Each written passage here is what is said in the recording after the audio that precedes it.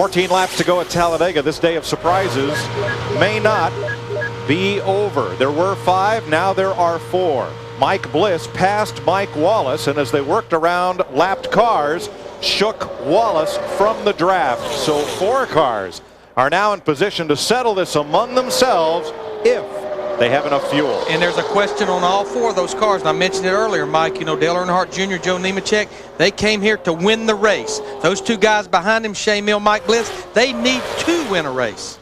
NASCAR was checking the track for debris moments ago, and I think we may have found it. Here's what they saw. Watch the orange number 1 car. Jamie McMurray. Tune. That would be roll bar padding. That would be, I'm trying to create some debris on the racetrack. I need fuel. That's even, I think it may even be meaner. I think that's more than roll bar padding. But it reminds me and Earnhardt one time we were rocking and we were throwing our gloves, goggles, roll bar padding, floor mats, anything we could get our hands on trying to get a caution. Of course, they didn't buy it. The driver has been invited to meet with the NASCAR officials after the race, and his crew chief. That looked like a pretty, actually, I don't know if that was roll bar padding or not. It looked a little, when it bounced, it looked a little heavier than that. And this group right here, that's 6th, 7th, and 8th. They are about 20 seconds behind our leader, Dale Earnhardt Jr. right now. And there was something fluttering from Michael's car for a while. I think that's to have gone. That's his radio button. No. I think it's a water. Looks like it's a water thingy. Hard for something to fall off and end up there, but yeah, I'm not sure it looks exactly like what a water that is. Bottle, maybe with the. It's still there, whatever it is. It's got a tube on it that. It's like the water bottle flew out the window. And what that little old hole in that quarter window, what that is, that's what we call a NACA duct. That's a type of duct to put air in to cool either the oil tank box or the rear end cooler. And it also, and I think it flew off, right? Well, no, it's still there, but it's trying to suck it down in that hole. It shows that it's working. Yeah. The NACA duct's working pretty good because it's trying to suck that bottle into it. So 4 drivers trying to settle this if they have enough fuel. Now tomorrow, beginning at noon Eastern time, an expanded 1-hour pre-race before the Aaron's 499 Winston Cup race. 11 laps to go, and Hermie Sadler is going to fall off the lead lap. He was in 16th place. He's going to come around to pit road with just 2 handfuls of laps to go. And again, this could be one of the first cars that are running out of fuel right here, possibly. Especially if they didn't get it full on that last stop. It was really important, all of these guys, that they got that tank completely fueled last time on pit road. And Sadler is coasting in. It appears that he will make it to pit road. 10 laps to go. Joe Nemechek has led 49 laps. Earnhardt Jr. just took over the most laps led category. He's led 50 now. That's on board Michael Waltrip. I think that's a drink bottle of some kind, I think, but it could actually be. There, it's not his radio, is it? Well, I don't know. It looks awfully light to be the radio. Yeah. How about the radio holster? That might be. And a long piece of duct tape that didn't get clear when it somehow exited the car. I'll be very anxious if we don't figure it out to get down there after the race to see exactly what that is. You know, when I look at this group right here, I'm going to tell you, this is a lot of Winston Cup engine builders represented right there. Ron Hornaday has a Richard Childress Racing engine. Jamie McMurray in the 1. He has Ernie Elliott. Michael Waltrip has Dale Earnhardt Incorporated. Ashton Lewis in the 46 car. He has Roush Motors. And Chase Montgomery in the 27. They have Bill Davis Motors. This is all Winston Cup engine builders. Wow. Well, restrictor plate engines are such a, you know, it takes a lot of time, effort, and money and a lot of R&D to get one to run, and so they're utilizing the experience and knowledge of these Winston Cup teams. I think that's Todd Bodine on the left of the screen, one of the damaged cars from earlier. And remember the Mike Wallace car that was in the top 5? Right. I don't know where he went, but I haven't seen him lately. He dropped off that lead draft, and he's still running up there in 5th place, but boy, he's falling back. Yeah, 15 seconds behind the leaders. In just a few laps, that was how important the draft was. And the way he's running, Hornaday and that second pack will catch him. Whoa, Chase Montgomery gets to the side of McMurray. across the grass, across pit road. Roof flaps put him back on the ground. That car was fixing to take off when those roof flaps deployed. It put him back on the ground. And the best thing they ever did was pave all this right through here. Caution is out. Caution is out. No contact for Chase Montgomery, thank goodness, because that car came across the tri-oval grass like a rocket sled. Now what this would mean, yeah, this would give those guys an opportunity at the front to make it to pit road, but remember, cautions don't use as much fuel as green flag laps. They won't come to pit road now. Fourth caution of the day comes out on lap 111. If you were close, you'll make it fine. I'm going to tell you guys, that's as good of pictures I've seen of what the roof flaps do. And you see the roof flap right there. I mean, you watch him come through the grass right here. He's going to get into the left rear of Jamie McMurray. This is right through the tri-oval, Darrell. Right in the middle of the tri-oval. Sends him sideways through the grass. Watch this right here. I mean, this is amazing. This car was fixing to take off. Rear wheels off the ground. Roof flaps come up, back down on the ground. Deployed as flaps. And if that, a few years ago, that was all grass right there, and it could have been disastrous, but they paved that, and it's really helped. He just gets a run there. He gets a big run on the 46 car, and he tries to move to the outside and makes contact with Jamie McMurray. Boy, and I tell you, I was looking at the end of pit road there, thought he was going to catch the end of that wall, but stayed off of it. Now Montgomery is still on the lead lap, and NASCAR will open the pits for a quickie yellow. That means not just lead lap cars, but all cars are eligible to pit as soon as the pits open, and then we go back to green. Now Mike Wallace in the 4 car, you see a lot of damage to Chase Montgomery's car, but Mike Wallace in the 4 car, he was already on pit road, pitted early before it was open. What this will mean, he'll have to restart this race at the tail end of the longest line. And remember, within the 10 laps, it's a single file restart, lead lap cars only to the front. Yeah, the 27 car actually there got that damage from blowing that right front tire out trying to get back to the pits. So now, Larry, will Mike Wallace have to go to the tail end of the lead lap car since it's a single file restart, or all the way to the end? The longest line. Longest line, which would be the end of the whole thing. Now you see Mike Bliss in the 20 car. He comes to pit road, I'm sure, to get a little bit of fuel, Dick Berggren. They had planned on this. Tim Schutt knew that they couldn't make it all the way to the end. They got just enough gas to make it, and off he goes. 3.5 second stop for Mike Bliss.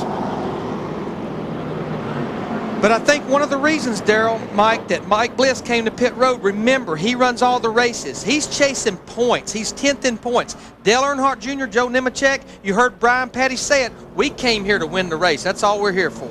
Now, during this last run of green flag racing, just prior to the caution, a number of lead lap cars made pit stops. Larry Hollenbeck, Derek Cope, Tina Gordon, Rick Markle, and Morgan Shepherd. So even though Mike Bliss is the last car on the lead lap, boy, Dale he's Jr.'s ninth. down on the apron like he's either out of fuel or way low on fuel. Not going to pit. We are not going to pit. Just stay on the apron if possible.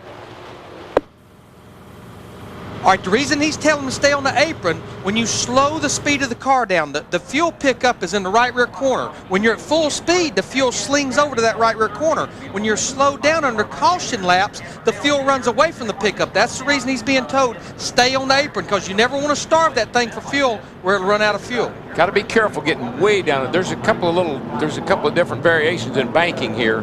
That first little banking change is not much, and usually there's not a lot of debris there, but these hot tires, you don't want to cut a tire down.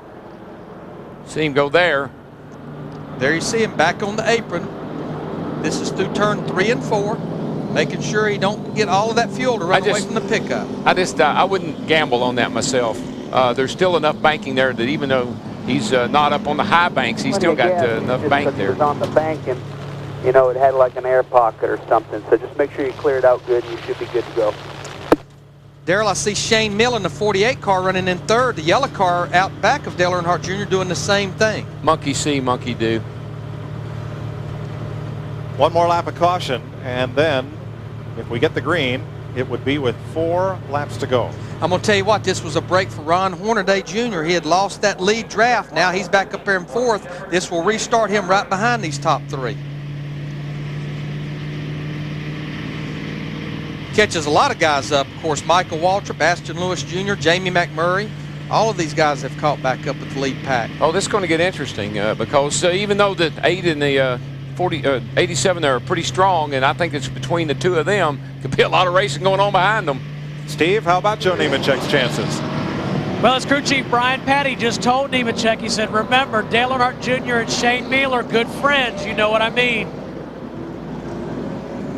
I think that means, that would be part of the Dirty Mo Posse group a little bit?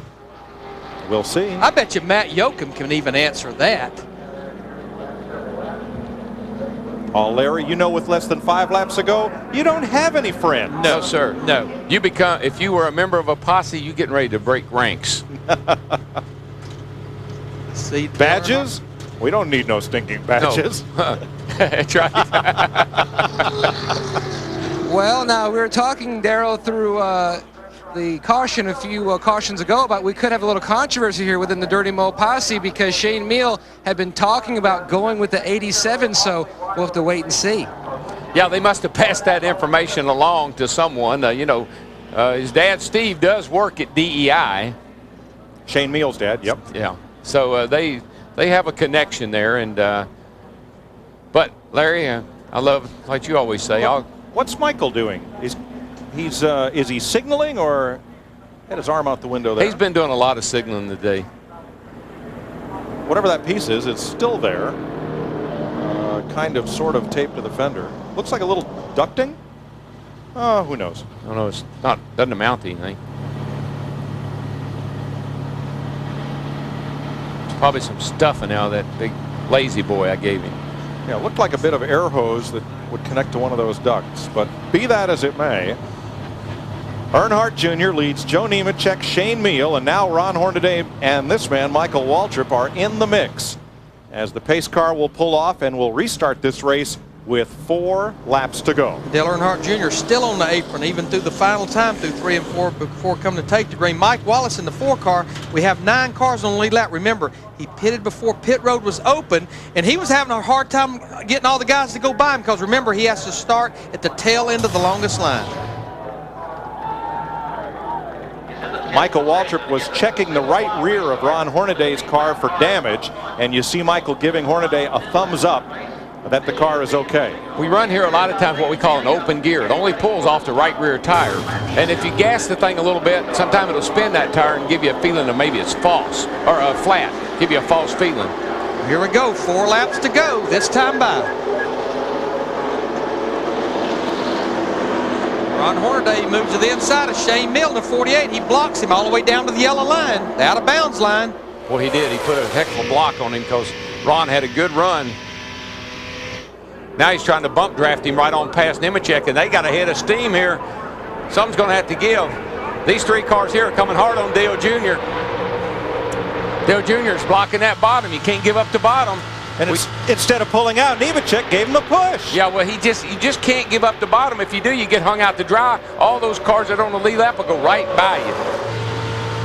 Dale Earnhardt Jr. here, look, he's moving to the high side. Remember, they're not completely up to speed right now, but boy, that group behind him, they get a run on him. That's not the place to be, Dale. Man, I would not have done that because I would be afraid that would be an invitation for everybody to go under me. And remember at Talladega, the start-finish line, not here as it is at Daytona. The finish line is way down here past the end of pit road. And Nemechek's in a dilemma. He's probably faster, but he doesn't want to go to the outside because he's afraid he'll get all those cars freight training by him. It all depends on who goes with him. If Meal would go with 87, he'd have a shot. Mike Bliss to the outside. He's got help. We know Bliss has got plenty of fuel now. One driver who doesn't, Ashton Lewis Jr. He's out of gas, coasting on the apron, turn 4. And he stopped. He stopped. We may get a caution. This could be the race. This will be the race right here. Not enough time for a red flag. Caution will be out.